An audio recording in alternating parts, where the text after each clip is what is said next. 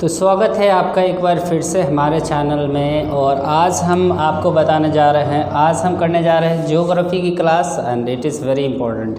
तो चलिए आज हम इकाई 1 यूनिट 1 को स्टार्ट कर रहे हैं और इस इकाई 1 में हमारा चैप्टर है, the title of this chapter is Bharat संसाधन एवं उपयोग, यानी सोर्सेस एंड इट्स यूज़। तो हम संसाधन एवं उपयोग को पढ़ेंगे। तो उससे पहले हम जानेंगे कि संसाधन किसे कहते हैं। सबसे पहले तो हमारा टॉपिक क्लियर होना चाहिए, संसाधन किसे कहते हैं। संसाधन किसे कहते हैं इस बारे में आपको अगर जानकारी होगा तो आगे आप अच्छी तरह से समझ जाएंगे। तो वो सारी चीज़ें जो मानव के कार्यों के उपयोग के लिए किया जाता है, मानव के कार्य के उपयोग के लिए किया जाता है, उसको संसाधन कहा जाता है, नहीं रिसोर्स कहा जाता है। अब कहेंगे आप कि कोई भी चीज़, जो भी चीज़ हम करते हैं, जो भी चीज़ का हम उपयोग करते हैं अपने जीवन में, वो संसाधन कहलाता है। फॉर एग्ज़ाम्पल मार्कर है, इसका उपयोग लिखने के लिए करते तो ये क्या है? संसाधन है। ये बोर्ड है, इस पर हमने लिख दिया तो ये क्या है? संसाधन है। आगे हमारा कैमरा है, हम रिकॉर्ड कर रहे हैं तो क्या है? संसाधन है। और ये हमारा क्लास है तो क्या है? क्लास का यूज़ विद्यार्थियों को बैठने के लिए करते हैं तो ये भी क्या है? संसाधन है। बल्ब है, लाइट दे रहा है तो क्या है? संसाधन है। यहाँ पर आप देख सकते हैं बहुत कुछ है। जो भी चीज़, ये हमारा हाथ है, इसका यूज़ करके आपको बता रहे हैं ऐसे ऐसे, तो ये भी क्या है? एक संसाधन है। हाथ से हम खाते हैं तो इसका भी उपयोग करते हैं ना, इसका भी उपयोग करते हैं। अपने उपयोग करने के लिए जो भी चीज़ों को यूज़ करते हैं वो सारा हमारा क्या है? संसाधन है। मुंह है, खाने के लिए उपयोग करते तो संसाधन है। पैर है, दौड़ने के लिए उपयोग करते तो संसाधन है। तो इस तरह से हम कह सकते हैं कि मानव भी एक क्या है? संसाधन है। अब जैसे कि सोना है, उसका हम ज्वेलरी बना कर पहन लेते हैं तो वो भी क्या है? संसाधन है। पानी है, लेकर पी लेते हैं, उसका भी उपयोग करते हैं तो क्या है? संसाधन है। तो ऑल द थिंग्स, जो भी चीज़ हम देखते हैं ना, वो सारा क्या होता है? संसाधन होता है। अब चलिए, तो मेन चीज़ आपको समझना है कि संसाधन कितने भाग में बटा। ये देखिए, संसाधन हमने पहले ही लिख लिया है, लिखने में समय काहे बर्बाद करें, इसलिए पहले लिख लिए हैं। देखिए यहाँ पर हमने लिखा है दो तरह का संसाधन, एक प्राकृतिक और एक जो है अप्राकृतिक, यानी मानवीय। समझ में आ रही है? मानव के द्वारा कहते हो कृत्रिम या अप्राकृतिक कहते हैं। तो देखिए प्राकृतिक संसाधन कौन चीज़? तो नेचुरल के द्वारा होगा, नेचर के द्वारा जो बनाया गया है उसको कहेंगे प्राकृतिक संसाधन। और मानवीय संसाधन का अर्थ क्या हुआ? जो मानव के द्वारा बनाया गया। क्लियर है? तो मानव के द्वारा बनाए गए संसाधन को मानवीय संसाधन कहते हैं और प्रकृति के द्वारा बनाए गए संसाधन को प्राकृतिक संसाधन कहते हैं। क्लियर? अब देखिएगा, यहाँ पर सबसे पहले हम देखेंगे मानव के द्वारा बनाया गया संसाधन कौन कौन सा है। मानव के द्वारा जो है स्वामित्व के आधार पर, यानी मालिकाना हक के आधार पर बांटा गया है 4 भाग में। क्या भाग में बांटा गया है? 4 भाग। मालिकाना हक के आधार पर 4 भाग में बांटा गया संसाधन को। तो कौन कौन सा संसाधन है? तो पहला है व्यक्तिगत संसाधन। तो व्यक्तिगत संसाधन क्या है? इंडिविजुअल, यानी पर्सनल। कोई पार्टिकुलर व्यक्ति का घर है तो उसका अधिकार है। घर पर किसका अधिकार है? किसी दूसरे का अधिकार तो नहीं होता है। समझ में आई बात है? तो व्यक्तिगत अधिकार होता है। अगर आप मालिक स्वयं होंगे किसी चीज़ का तो वो आपका संसाधन होगा जिसका आप उपयोग कर रहे हैं। ठीक है? जैसे कि दुकान है तो उसका मालिक कौन होगा? आप स्वयं होंगे। तो ये हो गया व्यक्तिगत संसाधन। अब देखिए फैक्ट्री है तो फैक्ट्री का मालिक कौन होगा? अगर मालिक आप हैं तो वो खुद का व्यक्तिगत संसाधन है। अगर मान लीजिए कि फैक्ट्री का मालिक सरकार हो गया तो वो व्यक्तिगत संसाधन नहीं है। क्लियर हो गया? जब किसी चीज़ का जो आप उपयोग में ला रहे हैं उसका मालिक आप स्वयं हैं तो क्या है? व्यक्तिगत संसाधन है। क्लियर? अब देखिएगा सार्वजनिक संसाधन। सार्वजनिक का अर्थ है पब्लिक।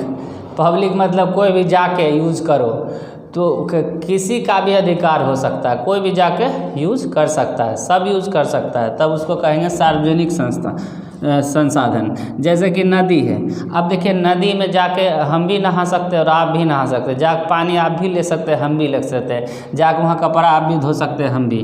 तालाब है तो तालाब में कोई भी जा सकता है, चाहे हिंदू हो या मुस्लिम हो या सिख हो या ईसाई हो, कोई भी जाति धर्म का हो। देखिए मंदिर है तो यहाँ पर कोई भी जा सकता है, किसी को मना नहीं करेगा। किसी पार्टिकुलर आदमी का तो नहीं है। तो स्वयं का अगर अधिकार ना हो तो वो क्या है, सार्वजनिक। सार्वजनिक में कोई भी आ जा सकता है, कोई भी यूज कर सकता है। अगर व्यक्तिगत होगा तो स्वयं यूज करेंगे, उसका मालिक स्वयं होंगे, लेकिन जब कोई भी चला जाएगा तो उसको क्या कहेंगे, सार्वजनिक संसाधन। ठीक है, अब आगे चलते हैं। देखिए यहाँ पर है राष्ट्रीय संसाधन। राष्ट्रीय संसाधन किसको बोलते हैं, तो वैसा संसाधन जो राष्ट्र, जिस पर अधिकार राष्ट्र का हो, यानी देश का अधिकार हो, उसको राष्ट्रीय संसाधन कहते हैं। जैसे कि मान लीजिए कि कहीं पर जमीन खोदा जाता है और वहाँ से खनिज पदार्थ निकलता है या धातु निकल जाता है, सोना, चांदी, पीतल, तांबा, लोहा, एल्युमिनियम, कुछ भी निकल जाता है, तो वो क्या है, राष्ट्रीय संसाधन है। वो आपका संसाधन नहीं है, वो देश का संसाधन है। मान लीजिए कि आप किसी घर में रह रहे हैं, ठीक है, और उस घर में क्या होता है कि कुछ दिन बाद आपको पता चलता है कि इस घर के नीचे में जो है ना सो तेल निकल रहा है या फिर एल्युमिनियम निकल रहा है या लोहा है अंदर में, तो आप क्या कीजिएगा, खोद के निकाल लीजिएगा उसको, है ना। तो निकाल लीजिएगा और निकाल के आप अमीर बन जाइएगा। ऐसा सोच रहे हैं तो फिर गलत है। काहे कि वो जो घर है ना आपका, अगर वहाँ से कुछ निकला ना तो वो आपका नहीं रहेगा, वो किसका हो जाएगा, सरकार का हो जाएगा। समझ में आई बात है। तो वो राष्ट्रीय संसाधन में आ जाएगा, फिर आपका घर भी नीलाम हो जाएगा, कहेगा घर दे दो हमको, ये तुम्हारा घर नहीं है। काहे कि वहाँ पर जो है सो राष्ट्रीय संसाधन मिल गया। समझ में आया।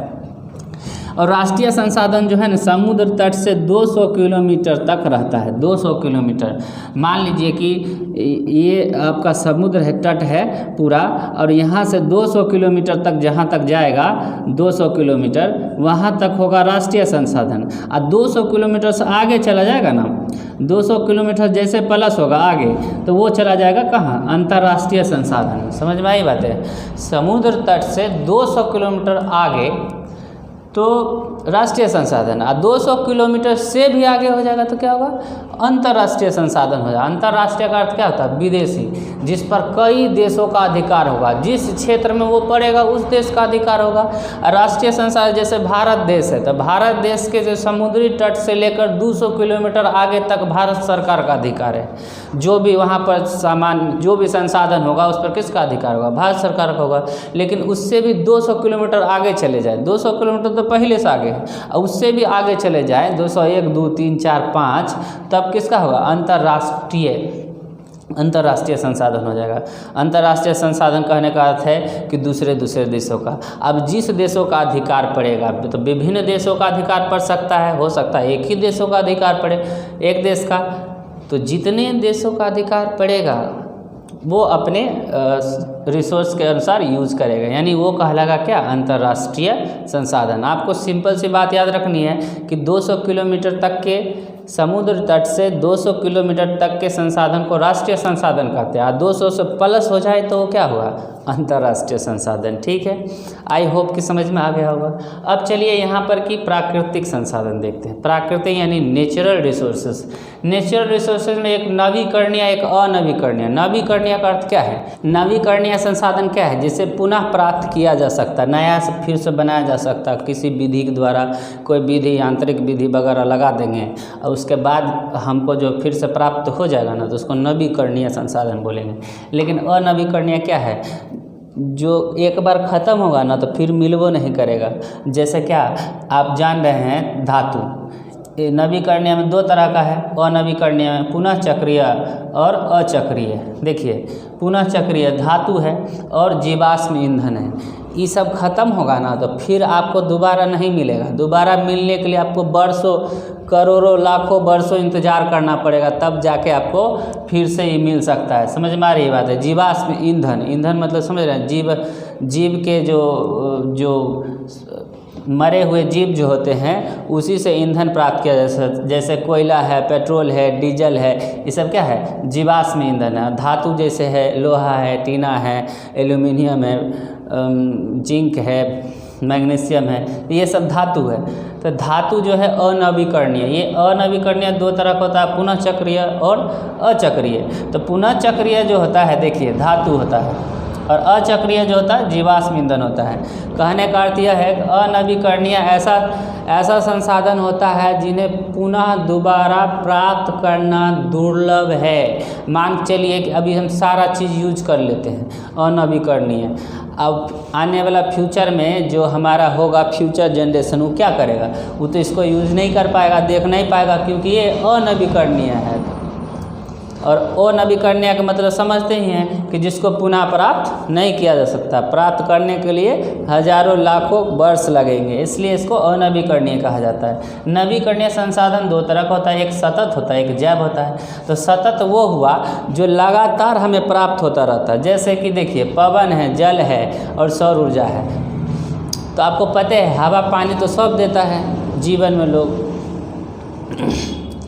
आपको पता ही होगा कि हवा पानी जनरली लोग देवे करते हैं, और ऊपर से सूरज की रोशनी। तो ये तीन वो ऐसा है ना, वो सतत है, हमेशा देते रहता है, वो हमेशा देते ही रहता है, इसलिए इसको कहते हैं सतत। सतत का अर्थ होता है कंटिन्यू, लगातार, यानी जल, पवन और सौर ऊर्जा ये हमेशा क्या है, लगातार मिलते रहता है, इसलिए इसको कहते हैं सतत नवीकरणीय। और यहाँ देखिए जैव में, जैव संरक्षण में क्या है, जैव संसाधन में क्या है, प्राकृतिक वनस्पति और वन्य जीव। तो प्राकृतिक वनस्पति में क्या आएगा, जैसे दलहन का, तिलहन का पौधा आएगा। पेड़ पौधा की बात करेंगे तो प्राकृतिक वनस्पति में चला आएगा। यहाँ के क्या आएगा, पेड़ पौधा की बात करेंगे तो प्राकृतिक वनस्पति में चला जाएगा।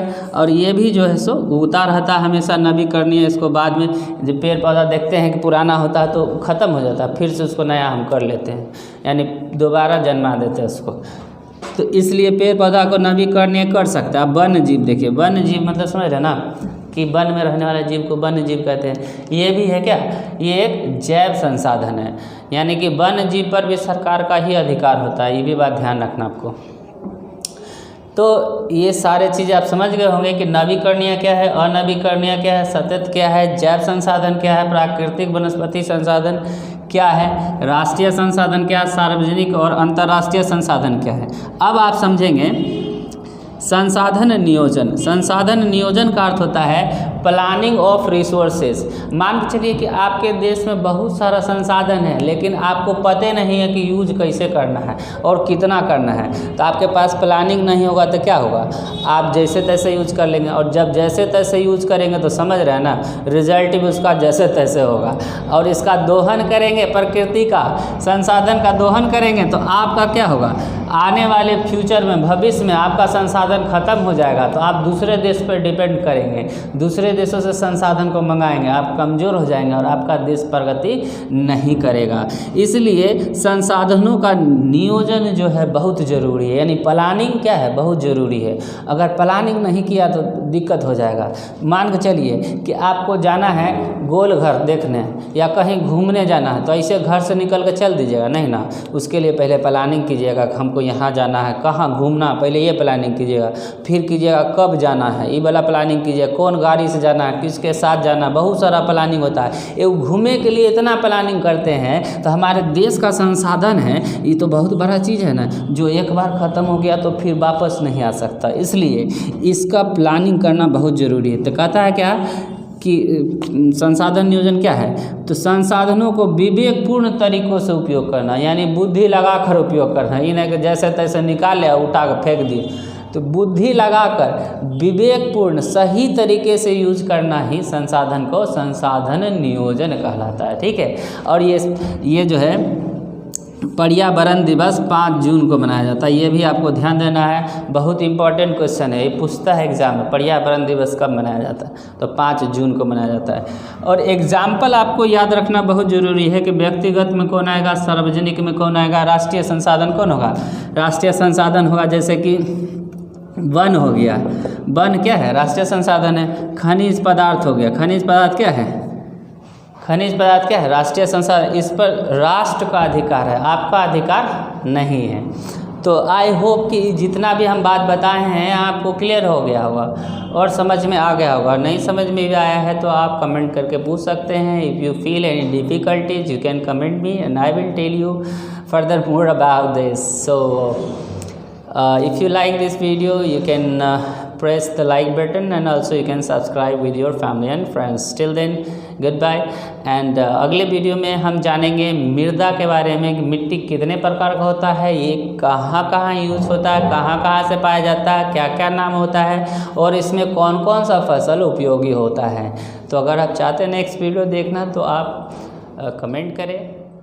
Thank you for watching.